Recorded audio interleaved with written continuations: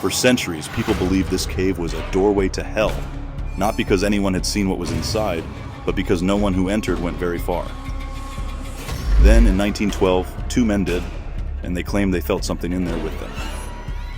2 years later, they were dead. When explorers returned to the cave, something felt different, as if someone or something had been unleashed.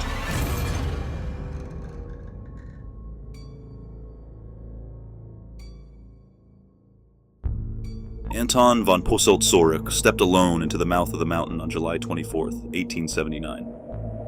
He carried a lantern, a field notebook, and the kind of resolve that belongs to a scientist rather than a thrill-seeker. The ice at the entrance was ancient, layered, silent, and untouched by any mapped hand. He pressed on for 200 meters, maybe 300, each step swallowed by a cold so deep it seemed to breathe out from the rock itself. Posselt's own notes, preserved in the Österreichische Alpinverein Yearbook of 1880, survive under the catalog code N187901. His handwriting is measured, almost clinical. He describes a corridor of white, where the lantern's light bent and scattered across ice walls, and the echo of his own footsteps returned to him, warped and delayed. The deeper he went, the more the cave seemed to absorb sound and sense alike. In one line he writes that the darkness seemed to swallow the light itself. He was the first to enter, and one of the only ones who chose not to go further. Posselt turned back not because he saw anything, but because of what he could not see, what he could not know. In places where the earth breathes cold air and sound travels without direction, fear doesn't need a face. His retreat left the cave's true depth unmeasured, its silence unbroken. The journal closes with no answers, only a lingering question. What waits in a place where even the bravest mind turns back? For the next generation, the cave remained an unexplained frontier, its secrets sealed behind ice and darkness. Long before scientific notebooks and measuring tapes, the people of Werfen called the cave something else entirely: Tor zur Unterwelt, the gate to the underworld. Parish records from the 1800s warn of moonless nights when the entrance would breathe out a wind so cold it was said to carry the voices of the dead. Parents told their children to stay away from the icy threshold, where the Frostmeister, the master of frost, waited in silence. In the valley's oral tradition, the cave's breath was more than air. It was the touch of a spirit, a warning that some boundaries should not be crossed. Guidebooks from the late 19th century echo these fears. One pamphlet, printed in 1886, describes the mouth of the cave as a place where the heart of the mountain seems to call, "Come, you mortals, to us." Superstitions grew roots in the stone. Elders whispered that to speak a name near the entrance after dusk was to invite misfortune, and the wind's howl was taken for the lament of souls trapped beneath the ice. The Frostmeister, sometimes a trickster, sometimes a judge, became a figure both feared and courted. A spirit who could freeze a careless hand in seconds or, if respected, reveal a flash of crystal fire within the cave's depths. A local historian recalls how these legends shaped every approach to the cave. For decades, it was not a place to be mapped, but a threshold to another world, a site of taboos, prayers, and uneasy bargains. Even after scientific exploration began, the old stories clung to the walls like frost, setting the stage for what later explorers would see, hear, and perhaps imagine in the dark. September 22nd, 1912.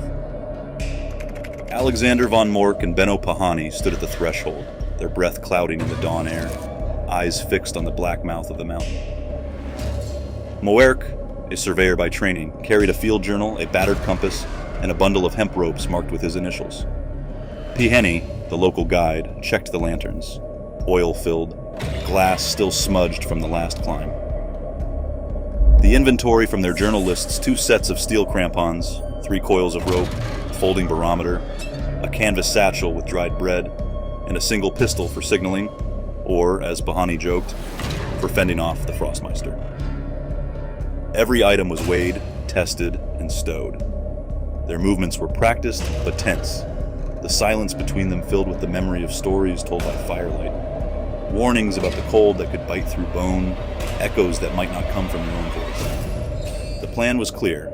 Scale the grosser ice wall, chart the ice gallery beyond, and trust that reason would hold where legend faltered. As the first lantern was lit, its flame bent by the wind, Moerk and Pahani stepped into the dark. Two men balanced between calculation and the old, unspoken fear that some boundaries are crossed at a cost. The grosser east wall rose before them, a vertical barricade of ice stretching nearly 30 meters from floor to ceiling. Mork steadied his lantern, watching its light fracture into spectral blues and greens that danced along the frozen wall. The silence pressed in, broken only by the crunch of crampons and the slow, deliberate rasp of breath. Then, as they paused at the base, a sound began, a low, resonant hum, neither wind nor echo, but something that seemed to come from the ice itself. Pahani scribbled in his field journal, "A vibration, deep and steady, fills the air.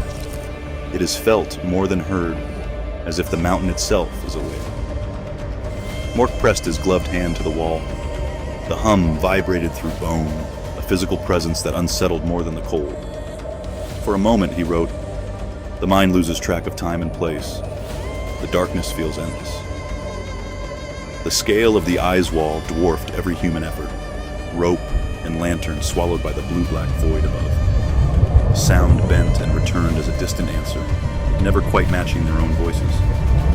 In that chamber, the explorers found themselves surrounded by a presence that could not be measured, only endured. The ice hummed on, indifferent and immense. A modern speleologist stands beneath the ice wall, striking its surface with a padded mallet. The sound lingers, 3, sometimes 4 seconds, before fading into the frozen air. Instruments record a persistent resonance, near 32 hertz, a frequency so low it is felt as much as heard. The cave's geometry and the density of the ice create a natural amplifier, turning footsteps and whispers into something unrecognizable. Nearby, a psychologist describes how the mind, deprived of daylight and overwhelmed by echo, begins to invent patterns. Auditory pareidolia, she explains, is the tendency to hear voices or music in random noise, a survival instinct sharpened by isolation. In the Eisriesenwelt, the combination of darkness, cold, and reverberation blurs the line between real and imagined. The hum that unsettled Mork and Pahani was a product of physics, but its meaning was shaped by fear. Here, in the heart of the mountain, the senses cannot always be trusted. By the summer of 1914, the journals and lanterns were set aside. News of mobilization arrived in Werfen with a cold finality that even the cave's breath could not match. Alexander von Mork, whose handwriting still lingers in expedition logs, was called to the Italian front. Hermann Riehl, meticulous in his measurements and cautious in every descent, joined the Tyrolean Mountain Regiment. The cave, once filled with the scrape of crampons and the hush of whispered calculations, fell silent. Wartime casualty lists from Vienna's Kriegsarchive record Mork's death near Monte Cipolla on May 23, 1916. Riehl's name appears in the regimental roll for October 12, 1915. It was another loss in a line of names that would never return to the ice. In the valley, families gathered at the church doors, reading the notices posted in black ink. The explorer's absence left not only unfinished maps, but a hollow in the community. A silence that pressed in as heavily as the darkness beyond the cave's first chamber. The ice, untouched, held its secrets. For years, no rope was fixed, no lantern lit. Only the wind moved through the entrance, carrying with it the memory of voices lost to war. The promise of new discovery was paused, suspended in the cold until the world outside could begin again. In the autumn of 1919, the cave's silence was broken by the steady progress of Walter Zornig and the Oedel brothers. Their approach was methodical, every step mapped, every measurement recorded, every lantern carefully shielded from the biting wind. Gone was the fevered awe of earlier expeditions, and in its place a determination to know the cave by its dimensions, not its legends. On October 5th, their glass plates captured the first photographs from deep inside the ice, images that would later hang in the Eisriesenwelt Museum. The diary entry for that day, filed as HO 19-19-12, notes the survey line stretching nearly 1 kilometer into the mountain, farther than any had dared before.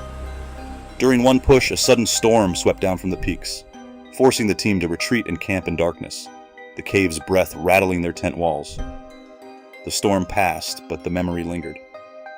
In the expedition's notes, the old fears are absent, no mention of the Frostmeister, no whispers of voices in the wind. Instead, there is only the record of ice and stone, and the sense that something in the cave's presence had changed. What was once a place of haunted silence now yielded to flashbulb and compass. But the question remained, had the cave's secrets been measured, or simply named and left unresolved?